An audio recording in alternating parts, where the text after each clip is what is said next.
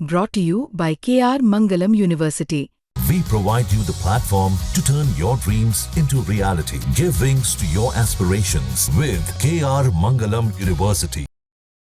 30 second में एक dream liner, सबसे सुरक्षित हवाई जहाज इस विश्व का माना जाता है, वो हमारे आंख के सामने उसका टेक ऑफ होता है और हमारे आंख के सामने क्रैश होता है। टेक ऑफ और क्रैश में 30 सेकंड का सिर्फ अंतर है, वो हम देखते हैं। मेडिकल स्टूडेंट की जो इमारत है उसके ऊपर वो गिरता है। 24 डॉक्टर और 60 से ज्यादा डॉक्टर बनने वाले बच्चे, वहां उनकी जान चली जाती है। 300 से ज्यादा लोगों की जानें चली गई। क्या उसके लिए कोई जिम्मेदार है या नहीं? क्या सिर्फ एक्सीडेंट है इसलिए छोड़ देंगे?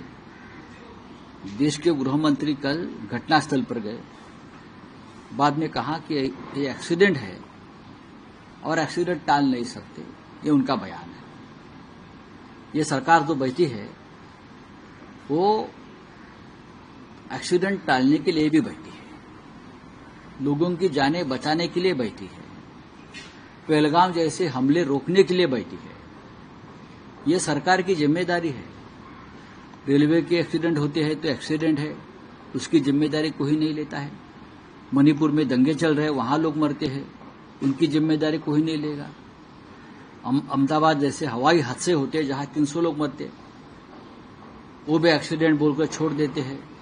पहलगाम का हमला, वहां जो सिंदूर उजाड़ दिया हमारे महिलाओं का, वो छोड़ देते हैं। तो सरकार क्यों बैठी है?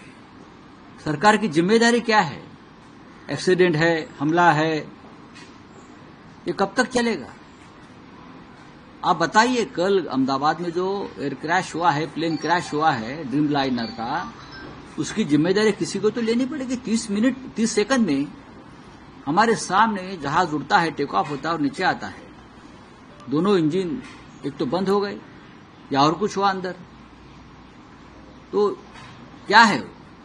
आप उस बारे में आप बोलेंगे नहीं, इंक्वायरी होगी, जरूर होगी, सामने सच सामने नहीं आएगा। लेकिन भारतीय जनता पार्टी ने जब ये ड्रीम लाइनर का डील हुआ था यूपीए सरकार में, तो सवाल खड़े करने वाली ये भारतीय जनता पार्टी थी। आप रिकॉर्ड देखिए पार्लियामेंट का, सवाल पूछने वाली भारतीय जनता पार्टी रही। यहां कुछ गड़बड़ है, तो अब गड़बड़ खत्म हो गई। क्या है? चलिए। आप एविएशन मिनिस्टर के इस्तीफे की मांग करते हैं। देखिए, आप कह रहे हैं कि कोई जिम्मेदारी लेने के लिए। हाँ, तो हमने मांग करने की जरूरत नहीं है, जिम्मेदारी खुद लेनी चाहिए। जिम्मेदारी खुद लेने चाहिए। अभी हम रेलवे मिनिस्टर का इस्तीफा मांगते हैं, पहलगाम के बाद हमने गृह मंत्री का इस्तीफा मांगा। जिम्मेदारी लेते हैं क्या ये लोग?